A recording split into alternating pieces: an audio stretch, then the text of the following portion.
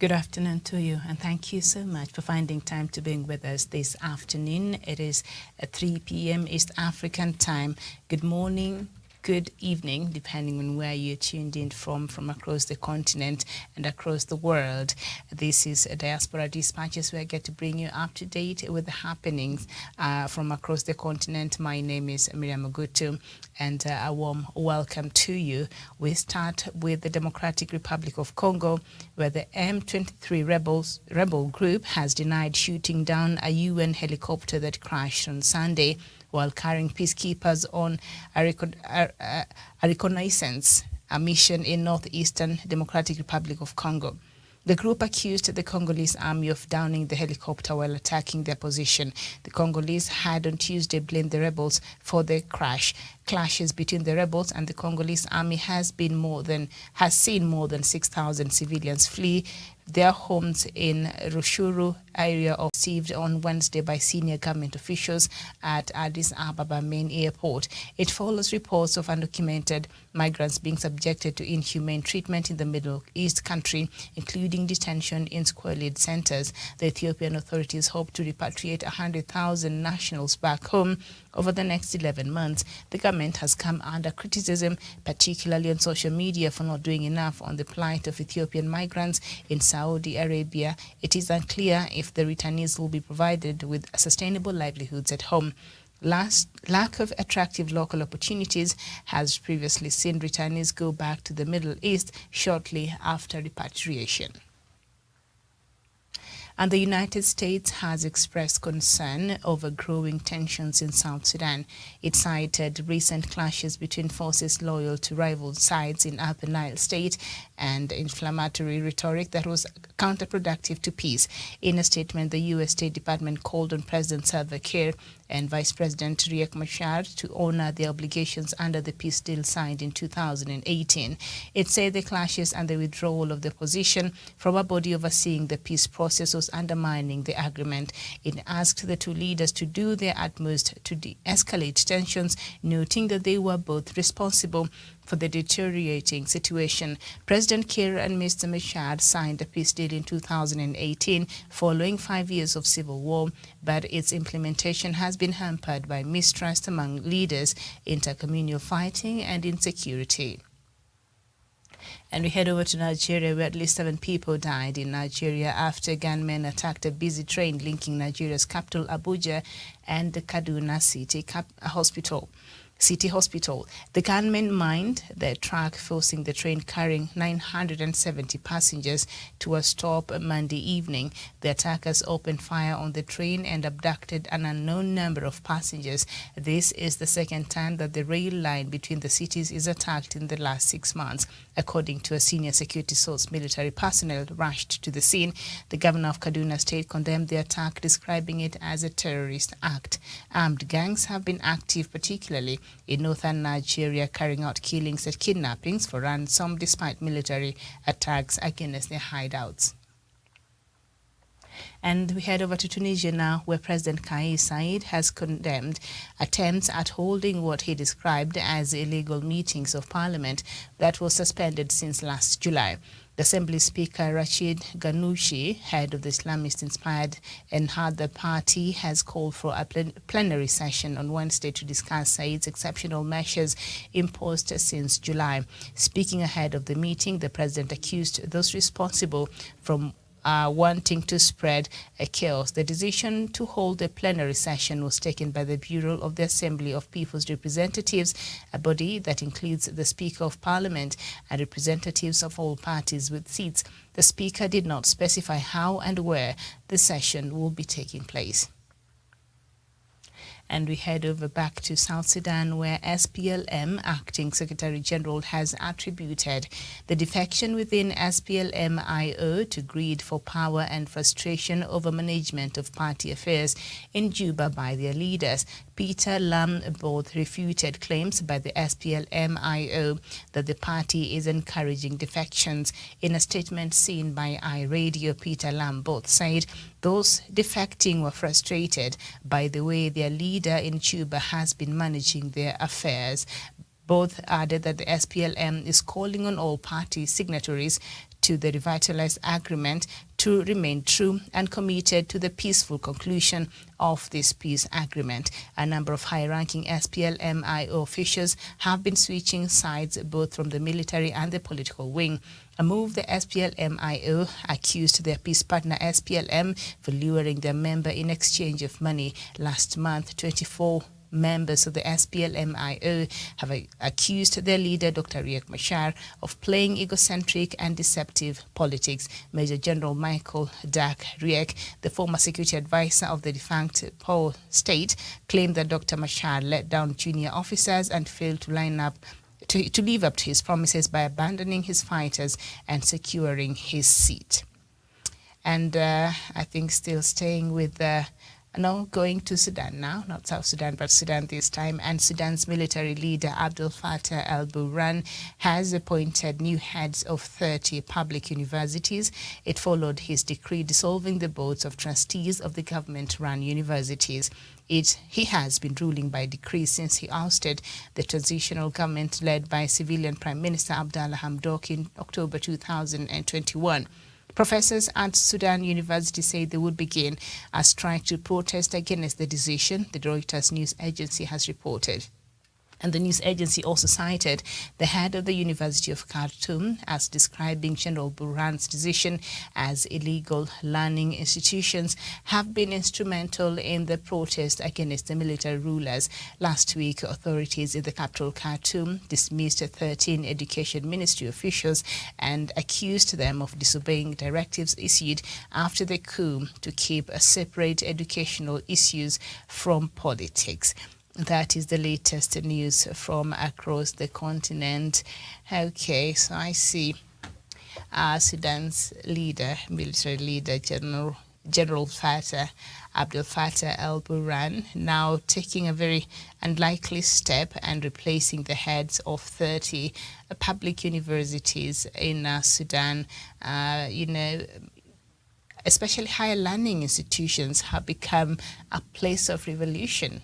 Even in days, if you even read around the history of Africa and its independence, a lot of it started from the educated young Africans, and some of these movements and agitation started from this higher learning institution. So it's a very important, place, and we've seen even how, before the ouster of a former president, Omar al-Bashir, the amount of lobbying that was happening among the young people in these institutions and on social media was incredible, that led to a sustained protest that eventually saw Omar al-Bashir being ousted by the same military officials after the protest had gone on for a good amount of months there. And so the same way that was used to put pressure, and now the military has discovered that perhaps, we need to change, because if you don't do something about these public universities and the people that had these universities, that maybe we may not be able to control what goes in these universities. But that is quite unfortunate, because I don't think that will change anything. By putting a pro-government chancellor in a university, it doesn't mean people stop lobbying. It doesn't mean, people stop meeting. The students will stop agitating. They will still find ways of forming WhatsApp groups and, forming hashtags on Twitter and other social media platforms and agitating. Like, it does not matter. Maybe just a few changes. Maybe the leadership there was supporting the students, but now it doesn't, because now you've brought in a pro-government, administrators there. But that will not change anything. If these people want to go out there and protest, and even the protests that have been happening in Sudan, because they've been continuing, they still want a civilian rule, so they've not stopped yet. And we've seen how the transitional government, has sort of been dissolved, I think, without saying it, because right now there's no civilian, leader in Sudan itself. And so this will not stop anything. They'll still, they'll still lead these agitations. And you've seen at this protest, a lot of young people have come out, and a lot of them are from these higher learning institutions, and other just young people in Sudan who are just craving and wanting change. So I don't know if by changing these new heads in the 30 public universities, which at all, if this will make any difference, but it's interesting, these measures that are being taken by these military rulers in Sudan. I think this should worry, and I think it's worrying the people of Sudan, because God forbid they go back to where they were under Omar al-Bashir, or even worse.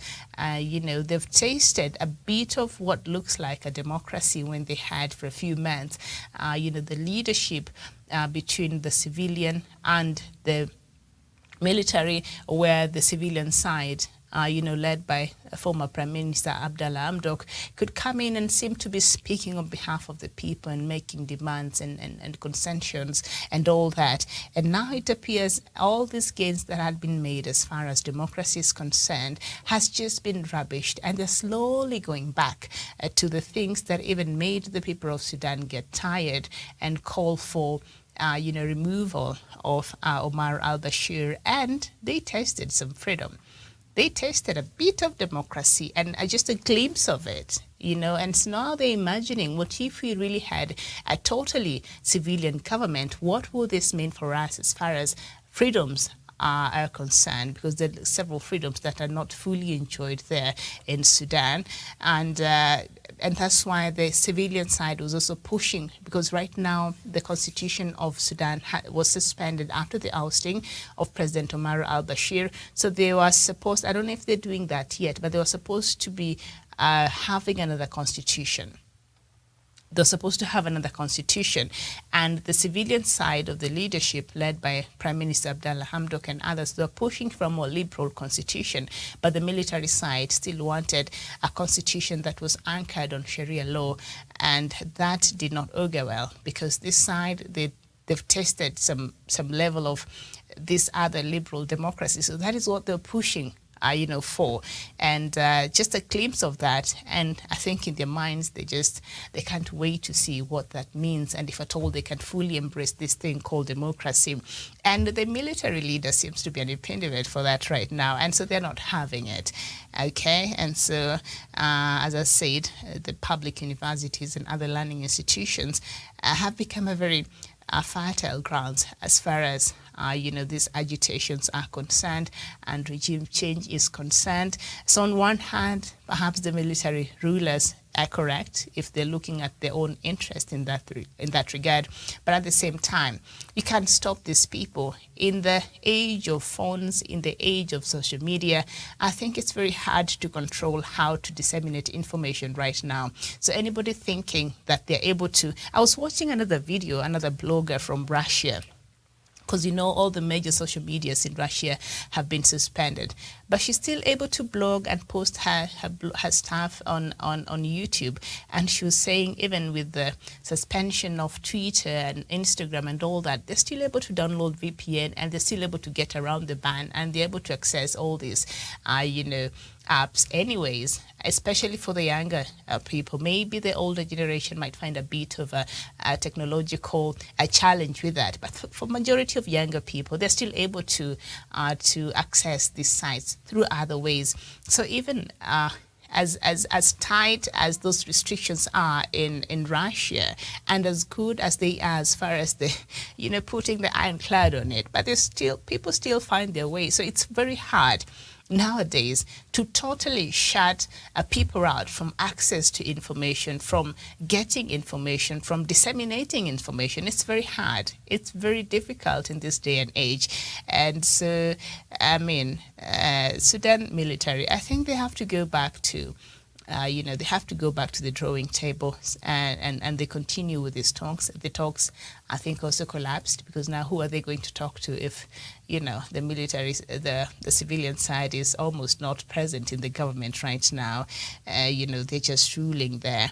And let's see if at all this suspension or appointment or replacement of new heads of these public universities will make any difference as far as reduction of this agitation and protesting is concerned. But I think where Sudan has reached right now, I don't think there's anything that can stop these agitations that have been ongoing. They'll still demand for change. They'll still demand for whatever they feel is better. They'll still demand for a more liberal society. They'll still go out there because there are ways, they can still do that. However much perhaps the military side is trying to censor what is being done, and the protest and the people they feel is responsible for this. All right, so I started the news, was it in South Sudan? Let me see, where the U.S. now has expressed some concern. We've been looking at these growing tensions in South Sudan, and yesterday I was telling you that President Kiir said there was nothing to worry about. The government is committed to achieving and implementing the content in the peace agreement of 2018. So he said as much as there are hiccups and challenges, but the government is fully committed in implementing, the revitalized peace agreement of 2018. And the United States now is expressing concern over the growing tensions in South Sudan, between the forces, especially of the first Vice President Riek Machar and President Salva Kiir, and there has been a back and forth and even fighting. I think there's a few months ago where both sides shot each other, I think in a meeting in Juba, something like that. I think it was quickly swept under the table. And yesterday, while we were talking about the same matter, President Salva Kiir said he'll make the content of what the causes of the 2013 and 2016 civil war, what made the civil war and what went on, the intelligence. So he said he will declassify that information so that it can be a matter of public can access that. And then he went ahead to say everybody that has been mentioned or has been mentioned to have committed or have participated in that, they will get presidential pardon, so nobody has anything to worry about. But even if they get a presidential pardon, which it's good for reconciliation, and I think forgiveness is a good thing. But also, where is accountability? I think I talked about it yesterday here, so I will not get too much into the details of that. Because if these people keep doing what they're doing and they're let off the hook that easily, they know they can continue operating in impunity and nobody will hold them accountable for anything they do. So that will embolden them. And I don't know how that is working for the good of the public, of the people of South Sudan. I think that is my greatest concern. And so he said, don't worry, even if you mentioned in that group, in that intelligence report, you murdered, I don't know how many people you shot, whatever community you shot, you filled whatever communal violence, whatever part you played, don't worry, you'll be forgiven. It's just a blanket, forgiveness. You'll get a presidential pardon. No. This culture of sweeping things under the rug, this culture of lack of accountability is why South Sudan is where it is today. Because you can do whatever you want to do, and because the peace process is very delicate, and because you're very important to the peace process and you're an important stakeholder. So what we're going to do now is just, handle you with the children's gloves and not really call on accountability on your side. And so a lot of these people just do things because they know, they can do whatever they want. Nobody will hold them accountable. So my question is, until when? Until when will this go on? This forgiveness, lack of accountability.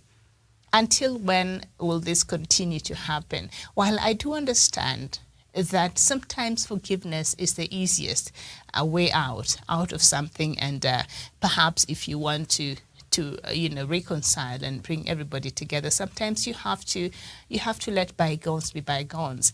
But until when? We are looking at people who have been killed and who have died, close to 400,000 people have died. 400,000. This is not money. This is not cattle. These are not goats or sheep. These are human beings who have died, and thousands of others who have been raped, and thousands of others. And there's a report that was presented to the United Nations, and I think I talked about it here a couple of days ago, that said that rape became a tool where the soldiers, after fighting, they felt, it was their right. It was like a prize, that is how they paid themselves, by raping women and girls after they've killed on behalf of, after they've caused these atrocities. So can you imagine? Now there's a woman and a girl somewhere in South Sudan, and what they're hearing is, whatever these people did, it does not matter how you felt, how violated you are. It does not matter, and you will never see a day where you'll find justice, because now the president is just open to forgiving everybody. It's unfair. It's unfair for the people who continue to suffer, and for the atrocious things that they continue to do, because they know nobody will hold them accountable. So I do understand the essence of forgiveness, and I want that. But to have forgiveness, I mean, some accountability must precede that. There has to be some accountability. There has to be somebody taking the responsibility. All right, then don't release the report then.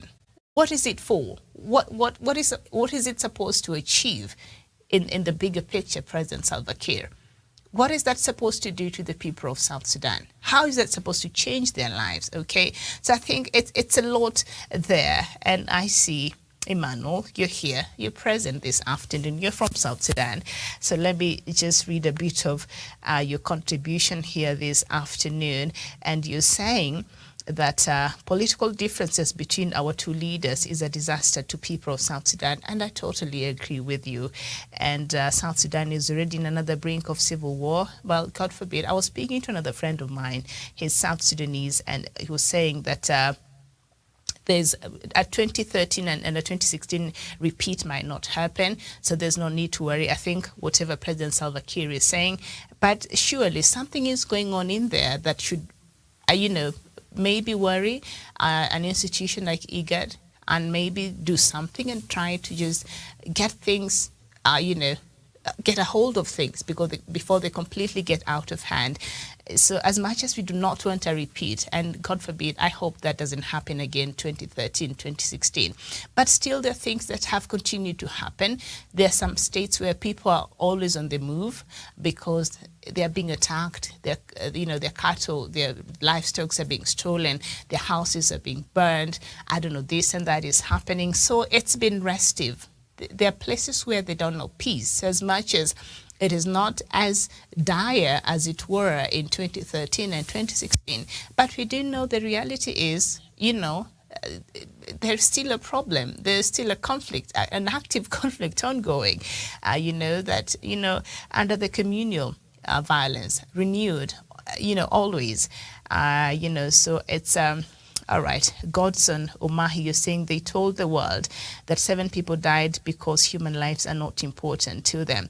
People who commit this crime are arrested and rehabilitated into the society. I think you're looking at the issue in that train that was, I think, was it what did they do?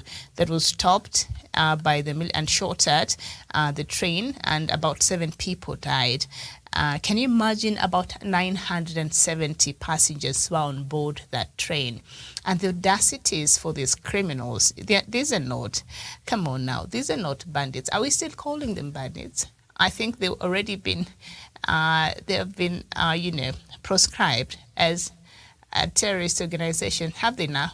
I think the president did that a couple of weeks ago. So 970 passengers were on this train in Nigeria. Quite disheartening. And even as you speak right now, a lot of them were abducted. Nobody knows where they are.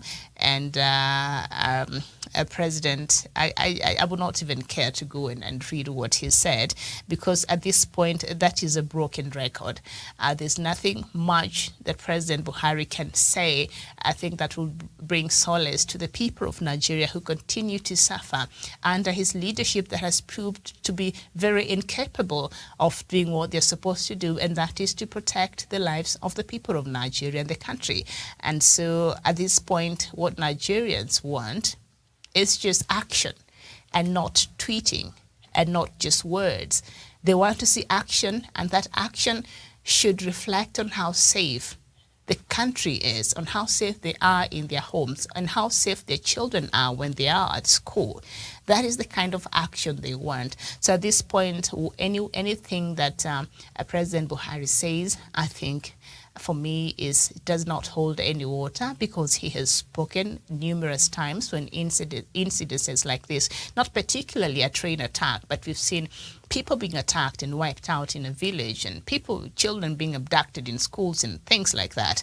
And he's always very quick to offer his messages of condolences and all these other wonderful things he's saying. But at this point, action would speak louder. And so people of Nigeria are tired of these empty rhetorics, and they want action. They want the president to show some level of leadership.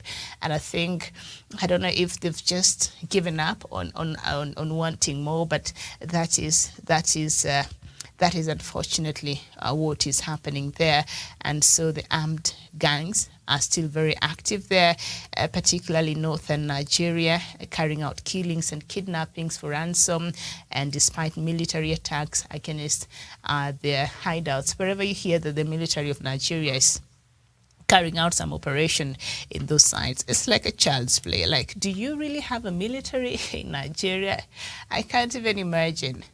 For us here, the police and other security departments handle that. So by the time you hear the military of Kenya, KDF, has come out of the barracks to handle a situation, be assured it will be handled. Be assured that situation. And usually it is the last resort.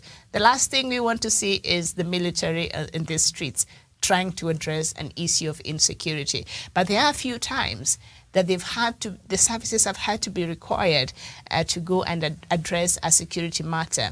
Very exceptional times, but not always. And when you see their boots in those villages and on the streets, be best assured that situation will be handled. But now the military of Nigeria has been trying to attack these militants in their hideouts, and it looks like a child's play, because they've not done much. They've not done much. The results are not showing.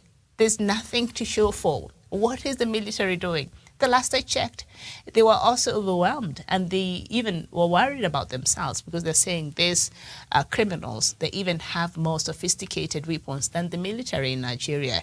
And I think there's a news I was reading, at which country, is it Belarus? I'm not sure, you can correct me, which was buying an armored military vehicle from Nigeria. And I said, what? They can make that? But they can't make enough for their military? What? I don't know if any of you, saw that news, but yeah, I found it to be it's nice, and we should celebrate that. But if that cannot be of help to your country, I mean, why would anybody trust that, it can be of help to them?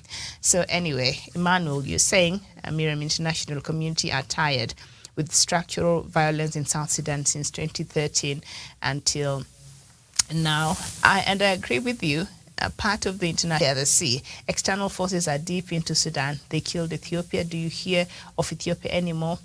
God bless Africa. Okay, yes, indeed. When it comes to Sudan, there's a lot of external factors, even that led up to the removal of Omar al-Bashir. The Middle East, a few countries there, Saudi Arabia, UAE, and others were really, were accused. And if you look at the intelligence report, they were really the ones in there and cooking up that storm. and sponsoring some elements. I mean, there've been allegations, but they're out there. You can go Google for yourself and you can find that information. So external forces has a lot to do with what is happening in Sudan. So I agree with that. Thank you, Doctor, for that. So anyway, that is what we had time for. But before, I think, responding to something from Emmanuel, who was saying that the international community is tired. Well, yeah, on one hand, it's true, because sometimes you just get tired of pushing or wanting something for a person so bad, while they don't perhaps want it the same way you want it. And in this regard is the leadership of the people of South Sudan, not the people, because the people want peace. The people are tired. They just want a new beginning. They just want a new hope. They just want something different from what the hell they've been going through. They really do, okay? But you can't want something for somebody so bad more than they want it for themselves. And with that, I mean the leadership of the country of South Sudan. I don't think peace is what they're actually looking for. And there's another article, I think I just read it here, that they're saying that perhaps the SPLMIO, that being led by the first Vice President, Riek Machar, they're calling them greedy, and they're just concerned about their positions and all that, and they're just greedy for power, which could be. Part of it is true, but at this point, I think this pointing of fingers is not helping anybody. We need everybody to get on board and not be distracted and look at the bigger picture. The bigger picture was to stabilize South Sudan. The bigger picture was to have a more peaceful South Sudan. So they seem to be off track as you speak. So nobody is looking at the bigger picture. So maybe we should just hang on to the words that President Salva Kiir said the other day, that the government is committed to implementing this peace agreement. So I think we should hold on to those words. And then now we hold him and his government accountable to ensure that they're actually able to do that. But President Salva Kiir cannot do that by himself. There has to be a will from him first, and then these other stakeholders have to come here with the same will. You can't come here with a clenched palm, okay? You can't clench fist, and then expect that, you must come with an open heart and an open mind and an open arms, ready to embrace and concede and compromise and talk and realize it's not really about you. It is about the people of South Sudan. I think I've used all my words for this afternoon. So thank you so much. I'll see you here back tomorrow. Good morning, good evening, good afternoon, depending on where you're watching us from. My name is Miriam Ogotu. Bye-bye for now.